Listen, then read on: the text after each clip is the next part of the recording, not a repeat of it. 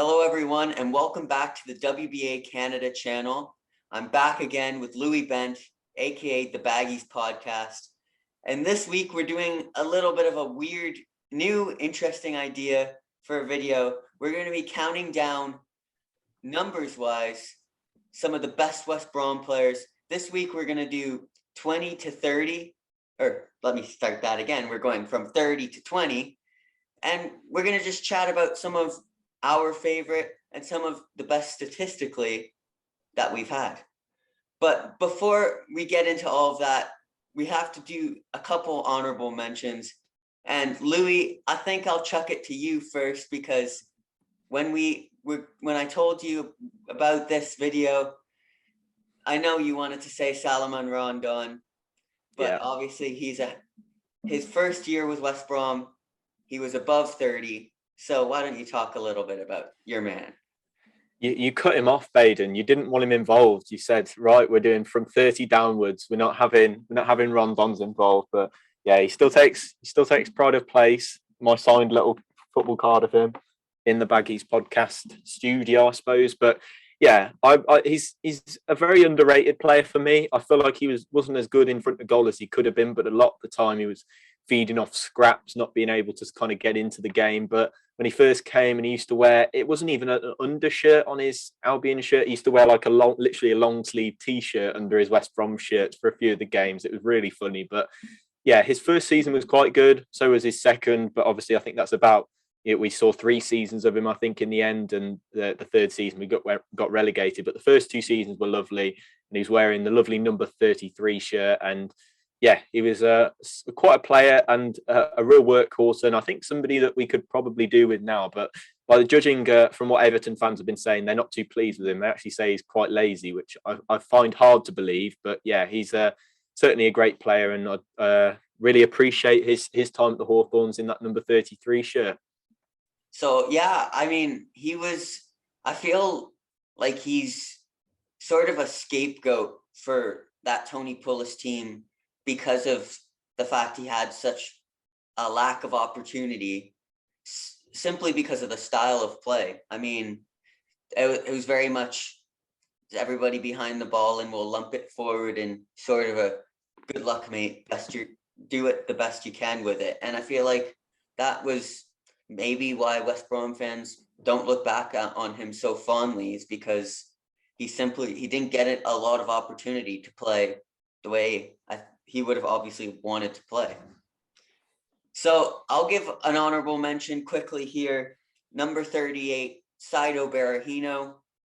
The first year he came into the squad, he was top goal scorer that year with 5 goals, and that's not very good, but it is what it is. And he was just simply a talented youngster who, at the time, you feel like there was no ceiling for him. He could be a great Premier League striker, but obviously we know what happened there. But it was a great year. That single year in number 38. Yeah, he was a great player for that first season, wasn't he? And definitely going through his seasons, I think they got progressively better and then progressively worse as things started to, I suppose, take over his head. But yeah, 38 is a very iconic number for West Brom because of him, and I think that a lot of Albion fans will forget what he did at the time. But yeah, he had a good season, really, and he was more like a winger almost when he played in that shirt, and it was very odd to see him there. But yeah, definitely worth an honourable mention, that 38. And then finally, I've got another number 33, Paul Scharner, who's obviously a big fan favorite. And I simply just wanted to give him a shout out for his heroics against Aston Villa. And I know when I say that, I picture it, and I'm sure other people picture it as well, him ripping off his shirt and having the big West Bromwich Albion badge shirt underneath. And I think it was just such an iconic moment for the club that I just had to put him in. Yeah, definitely, and his hairdo as well. Let's not forget that. Yeah, I think he loved the club, and you even see it now. He's on Twitter and he tweets various things about West Brom. It's nice to see that he's still involved with fans and different things in the club. And then one last final honorable mention. It's a man I really want West Brom to sign this January. Number 35, and it's okay, Yukushlu. And I just want to say how solid he was on his loan spell last season.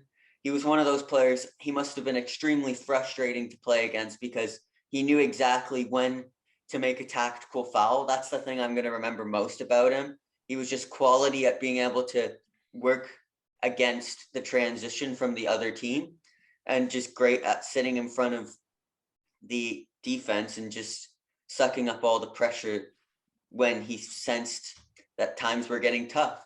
And then, of course, he was not bad on the ball either. Yeah, he was an amazing player. I mean, like we said before filming, if he's listening, if he's watching the video, then, if he fancies a little trip back to the Hawthorns, not just to watch, but to play, we'll happily take him for this season and to provide a bit of calmness in midfield on the ball and of course, those tactical fouls as well. Unfortunately, we've been having far too many fouls of late, but hopefully Yukushlu can provide them in a more controlled and tactical manner. Yeah. And if he wants to come back for this season and beyond, I'm happy. Yeah. All right. So now we'll get into the bulk of it. I've said my little bit. So I will start with 30, if that's okay with everybody. Here we go. So number 30, I've gone sort of in the similar vein as okay. I've decided to go with Ainsley Maitland-Niles. And the reason I've done this is simply because of how good his loan spell was. And I think Albion fans might not quite get that because okay was so good during that period. But I think the fact that you replaced Livermore with okay, and then you sort of switch your system up and you get Gallagher in there, obviously. But then Maitland-Niles was just so good with the ball as well. Like, I think that's the one thing that Albion fans just don't really think about because of the other two starting to pick up their play. So that's my pick 30. I couldn't bring myself to put Maitland-Niles because I don't know, I wasn't really the biggest fan of him. I thought he played well for about 5 games, I think, of his loan spell, and that might be a bit harsh on him. But yeah, I didn't put him in, but I did put Gabriel Tamas in only because I'm wearing the joggers that he would have had. They have the number 30 on from that season. But if it hadn't have been for the joggers, I probably would have had to put Maitland-Niles in there. But the Gabriel Tamas, I thought, who's wearing number? Because I thought I can't think of a number 30 here, and I looked down and I thought I've got number 30 printed on the joggers. So I thought, right, who's going to be playing? But who's going to be playing in that number 30 shirt? And I thought it was Gabriel Tamas. So, and to be fair, we haven't had a lot of 30s in our history. No, I wasn't gonna pick Giorgio Samaras, so that's why I went with Maitland-Niles. So 29, Louis, I'll throw it over to you. There's a couple of picks. I'm not sure what you've gone for, Baden, so I may end up saying them both here. I don't want to second guess you and see if I can pick one and not the other, but I've gone for. I could have picked Grady Diangana through his loan spell before he actually signed, because that was when he was really good, and he doesn't seem to have that sort of confidence anymore. I would have gone for Sessegnon out of the two that I thought of for 29, because although apparently does he owe loads of the Albion team from 15-16 money? Apparently, I saw that he still owes Victor Anichebe loads of money or something like that. But he was certainly a very talented player. I think I remember him scoring quite early on against Man City, which was a game that we thought we might win and then ended up losing in the end. But he was definitely a really technical player, and he's one of those the streets won't forget sort of player that you see on Instagram all the time. He's definitely one of those, but not a club legend, not really a cult hero, but he's certainly a decent player, and one that if he'd have been more consistent, you might be talking about him in a higher hold than we are. Well, it's interesting you're saying that, Louis, because I had written down on my list originally, it's either Diangana or Sessegnon. So I went with Diangana. So this is perfect. Perfect. Just simply a great season. I mean, looking back on it now and looking at where he is now, it's night and day. He was just so tricky to play against, so technical. He had the ability to take the ball around 2, 3, 4 players at a time.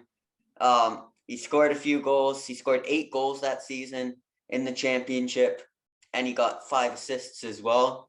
So it was just, he was great. I mean, part of it as well, at least in my mind, that season, I felt he was right up there with Matthias Pereira. Everybody says how great Pereira was that season, and he was. I thought Diangana was just as good in that season. It was simply, and I'll say this, but I might get a bit of backlash for this one. It was simply one of the best single season performances from a West Brom player we'll ever see. That's fair. That's absolutely fair. I feel like I'm going to come to a best single season performances coming up quite well on this list somewhere. But I feel like Diangana, he doesn't get the accolades or the praise that he deserves because he missed a bit of the season through injury and he didn't quite get to see him through all of it. But he certainly had a great spell, and if only he could just have that season again, but just now, that would be amazing. But doesn't look to be happening.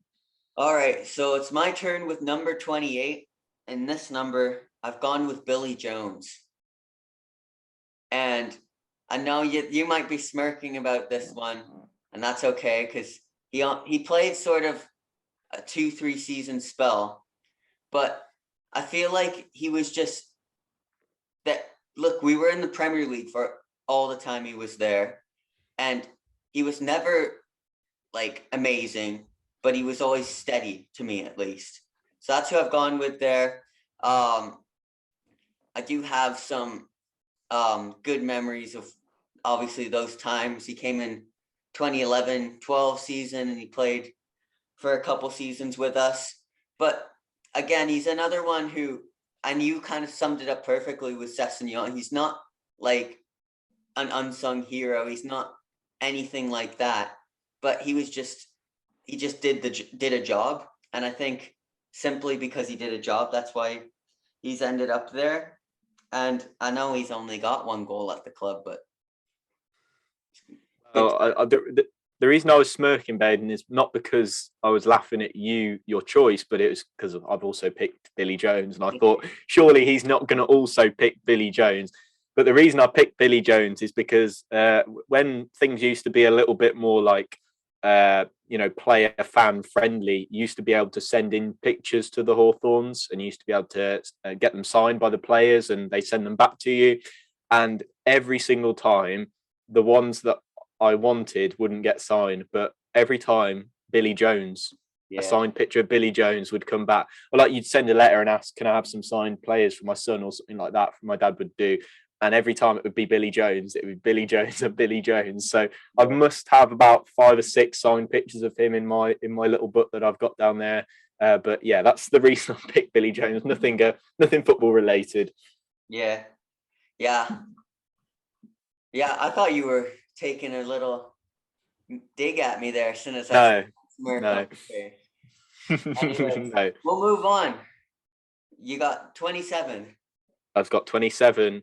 Could go for Alex Mowat, but I feel like his reputation has been tainted after the game against Cardiff when we're recording this. But Dara O'Shea, I think I'm going to have to go for with this one. I couldn't find that many 27s. If I missed a shocker, I'm sure you'll tell me, Baden. But Dara O'Shea is probably one of my favourite Albion players, even though I haven't seen him since probably the 5th game of the season.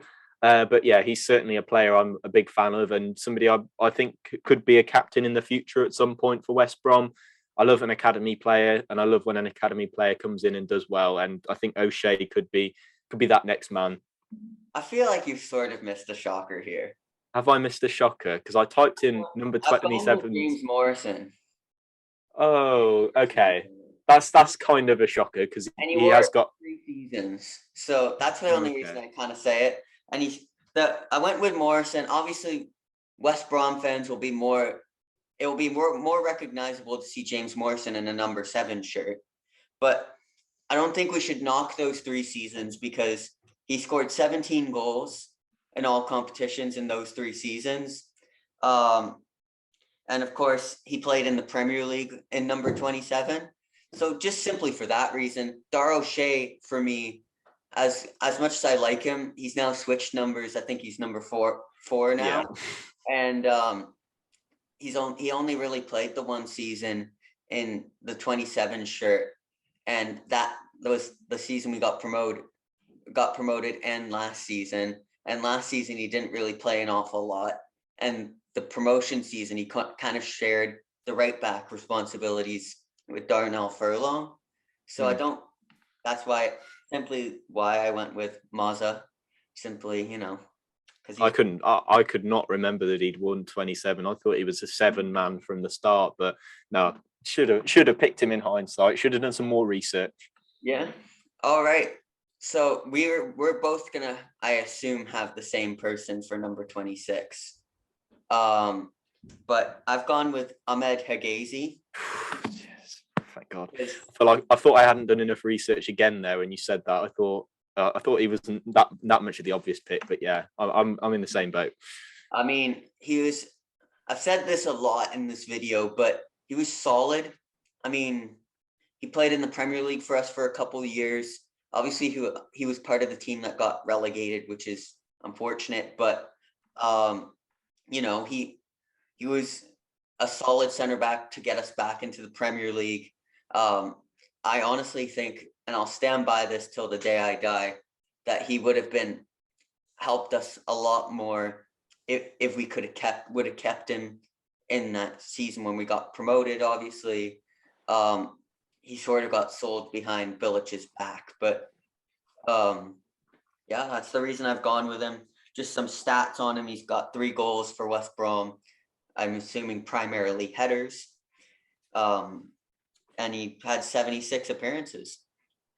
Yeah, he was a great player. I think have I met him? I think I have. Yeah. Is he up here somewhere? Here we go. That's an Ahmed Hegazi autograph for you, because him and Rodriguez had a little. Hang on, if I spoiled, no, doesn't matter. We're not doing number 19 this time, but Hegazi and Rodriguez were doing a shirt signing thing at the club shop, and I begged my mum to go. And this is me begging at probably 15 or 16, so not like 5 or anything. I was still a teenager, but yeah, I went and met Hegazi, and yeah, he signed some stuff. But yeah, he's a really good player, and I thought he could have helped us in that season, last season when we went down. But no, he apparently had to go, but the manager didn't really want him to go. But yeah, he was a really nice player for us, and a guy who always got himself out of trouble all the time. He always used to turn himself into trouble, and then he'd just come through with a massive tackle to get himself out of it. It was amazing. But yeah, great player. All right, yeah. So we'll move on to number 25, and this one's for you, Louis. Is it okay? I've gone with Craig Dawson because I couldn't think of whoever else to do. I had a little look, but I went for Craig Dawson because he was the epitome of the Pulis era, coming forward for set pieces, jumping like 5 yards above everybody else to win all the headers in the box. He did leave us in a bit of a weird way when we didn't get promoted, and obviously left, and did quite well at West Ham after joining Watford, I think. But yeah, I feel like he's one that should go in there, but I don't know whether I've missed a complete sitter there. I've gone with Craig Dawson as well, so okay. I think we're good. See, this is like a weird game of Snap. This is I'm on edge every time I go first. 12 Premier League goals, and I mean, when you're a center back to get that many Premier League goals, that is a good, it's a nice stat. Looking at his performances, he had 2 seasons where he had 4 Premier League goals. And to keep in mind, we had a top goal scorer. I talked about him a couple minutes ago, Saido Berahino, only scored 5 goals in the year he had his first year being the top goal scorer. So having a center back score 4 goals is impressive for them. Maybe not so impressive for the club. But yeah, like you said, just getting above everybody else for the headers for me is one thing I'll always remember with him. he adapted to the Pulis era when Pulis put him at right back, which if you would have told me before that we were going to have Craig Dawson at right back, I would have said that'll never work. But he somehow made it not the worst part of the team, which is impressive. And of course, you got to look at stuff like he played 194 times for West Brom. And, you know, whenever you play almost 200 appearances, you have to be in contention to be a part of being not quite in the conversation to being a legend, but maybe a hero on the day. Yeah, definitely. Yeah, I echo that 100%. Not legend, not cult hero, but still solid player and did rescue us a lot of points. Yeah. 24, and I feel like you can rest easy on this one. Yeah, can't go wrong. Peter Odemwingie, obviously, is the player I've went with, and I'm sure that's the player you've went with as well. Yep. He's our top goal scorer in the Premier League era. So that just pretty much says it all, really. He's been our top goal scorer 2010-11, 2011-12. He was our top goal scorer. And he's scored 31 goals for West Brom in the Premier League. And it's just simple. You look back on some of the best moments. I think of, obviously, this. I've said this a million times, but it's simply one of the greatest moments in my time watching West Brom. I think of effort, some of the goals he scored in great effort. I think it was a game against, it was definitely Reading or QPR, where we had just defended a corner. We were breaking. He was in the box defending.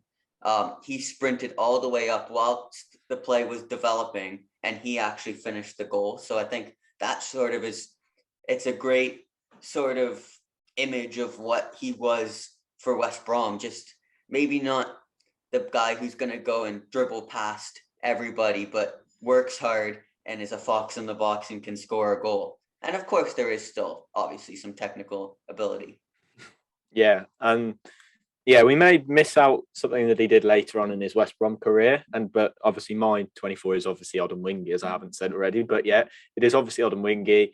Yeah, I used to do this all the time when I was playing football, and my dad used to literally just go, "Oh, he's doing that again," because I used to do it all the time. And yeah, he was a fantastic player. Yeah, just an amazing goal scorer, and yeah, we could certainly do with him. We'll hope that DK can become our new top Premier League goal scorer, but may take him a while. But yeah, Odemwingie, a fantastic striker and a legend at West Brom. I think he's probably the first player in this list that we can say legend to. But yeah, amazing.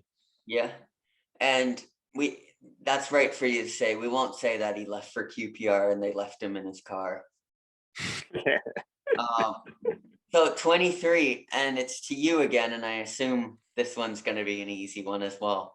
Yeah, easy peasy. Gareth McCauley, another, probably the best free transfer, one of the best free transfers we've had ever. To come into and make your Premier League debut. I think he made his Premier League debut at something like 31 or something ridiculous like that, and to come in and be as good of a player as he was from set pieces, defending, and to still play up until the 2017-18 season was amazing. And yeah, what a player. And yeah, definitely he's in the middle of cult hero and legend, I think, for me. But yeah, certainly an amazing player and a great player, great defender. I just think he's better than JT, first of all. Yeah, but like you said, the fact that he came in when he was like 31 and he played for like 7-8 years and at such a high level as well. But for me, like Craig Dawson, some of the things I'm going to remember most of him are his ability to score headers at the moment you need them. Like particularly the goal against Chelsea is the one that comes to my mind. Off the bat, where he scored and obviously won the game. And when you can score a goal against a big club like Chelsea, it's a big moment. And he had a lot of those throughout his career. Another one against Fulham in the year with the red and black striped shirt. He scored a late goal to scoop us up a point. But again, solid defender. He always found the way to get rid of the ball, make a good tackle, and great at winning set pieces in the air. Yeah, definitely echo all of that. Amazing player. Probably, to be fair, I probably wouldn't want him now because he'd probably get exploited for pace in this system. To be honest, I think he'd be ripped to shreds by people running over the top of him. But yeah, he's an amazing defender. Yeah, Miss him a lot, actually. you know, I think I'd have him just as long as it's him or Bartley. I think because I don't think you can have the both of them.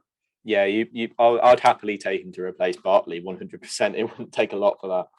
All right, number 22. This was a little bit of a difficult one compared to the last two, but I've gone with Nasser Chadley. And I was looking back on it. I wanted to say Zoltan Gira when he came back and wore number 22, but I went with Chadley simply because, I mean, it was a great signing for us at the time. He was a technical player. He had just come off playing for Tottenham Hotspur, which was a good signing for us. And he came into the Tony Pulis team, which was relatively scarce for getting goals and having attacking play. And he added a little bit of attacking play. That year, I can just picture him in the blue and white stripes with the baby blue collar. And I mean, he played 36 appearances and got 6 goals. So he is sort of in that status of he's not really one of those players who we're going to look back and say this was a brilliant West Brom player. But he was a little bit of a light in a dark period of time for us. Yeah, he was he was good. I think he was a bit of a luxury player at times, not always the one you wanted to do the dirty work. The game against West Ham, I think we won 4-2 or 4-1 or something like that. Played really well in that. He scored a penalty as well. I've gone for Zoltan Gira. I actually had Chadley down as well. I had Wes Houlihan was chucked into the mix from his 5 or 6 cameo appearances where he looked quite tidy, but obviously losing his legs a little bit for the championship. But yeah, Zoltan Gira, his goal against Liverpool will forever stick in my mind. To see that first game of the season and to see us just batter Liverpool, it was amazing. And he was, I suppose, that second spell of his wasn't the best, apart from maybe that goal. But I suppose I can still count the rest of the stuff he did for Albion, just not in the 22 shirt.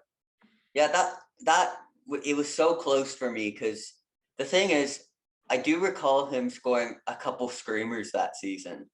Like for me, one comes to mind. I think he scored a screamer against Sunderland, and he's just a fan favorite coming back. You'd love to see that, and same as you, it stuck out in my mind. The very first thing I thought of with Gira,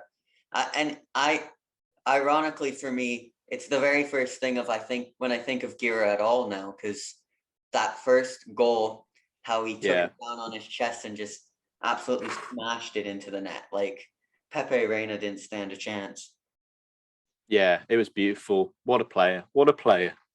Yes, what a player. So we'll go to 21, and it's you, Louis. Yeah, we had a little bit of this discussion before this one because there were a couple of very, very good candidates, but I went for Yusuf Malumbu for my choice. Amazing player, amazing, nice guy as well. He's better than Kaká. I think we need to get that out of the way first. And he's from Africa as well. But yeah, amazing box-to-box midfielder. I think he's the epitome of that phrase for Albion, and probably the best one of those that we've seen certainly in my lifetime. But yeah, he's just a really good servant to the club as well. Not somebody who had his nose wavered by any moves elsewhere. And I think he's a player that will probably be a legend, to be honest, for the way that he was and played in the 5-5 game that I loved watching and scored in that game as well. So goes down in my good books for that one as well. And yeah, it's just a really solid player in the midfield. Mr. Reliable, I think, is what you'd also call him. And the thing I will always remember with Yusuf Malumbu is you can see when players are not giving it their all. Like some players, you could see, today they're just not interested in it. But Yusuf Malumbu was one of those players who you could tell every single game he showed up and he worked so hard to represent the badge and to play for the club. And I think that he was within the two for me. And like you said, we discussed it off camera, and it was between him and my player, who I've gone with, is Kevin Phillips. 81 appearances and 46 goals is quite a great stat in the modern era, especially for West Brom. Scored a fair few goals, like screamers from outside the box, but simply he's a bit before my time in terms of, he played 2 seasons for us, but he's a bit before my time in the sense that I was probably about 5 or 6 when he was playing for us. But I mean, with the stats like that, you can't not have him on your list. Yeah, fantastic player. And yeah, got just a goal scorer. I think probably one of the best strikers West Brom have ever had, to be honest. If I have to sort of big him up a little bit, he's probably one of the best strikers we've had, and just a goal scorer, and just a class act as well, because I think he still watches a lot of Albion from what I've seen on Twitter and stuff. So yeah, absolutely. I thought he was number 9 for some reason. So may have slipped my mind on this particular list. But yeah, Yusuf and Kevin Phillips are 2 players that we certainly wouldn't mind having right now.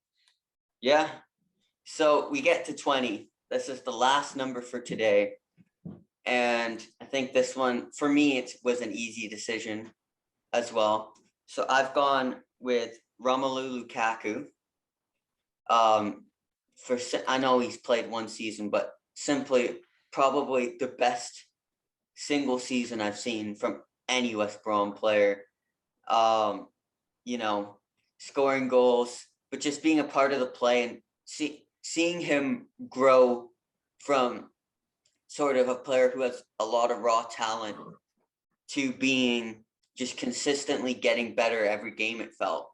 Of course, people will look back on it. He scored in the same game as Zoltan Gira when we beat Liverpool 3-0. He scored the 3rd goal off a header, obviously. But I think the one that will stick out most for West Brom fans is the 5-5, where he got the hat trick to turn the tide in the game. And of course, that last goal was a scramble and got over the line somehow. But he was just simply a great striker, and he's still a great striker. And I think it's great to see a player who really, his career started when he started playing for West Brom, and now he's at the stature of being one of the best, if not the best striker in the world. Yeah, absolutely. I can't believe you haven't picked Branislav Ivanovic though, Baden. I'm quite disappointed that you haven't gone for him.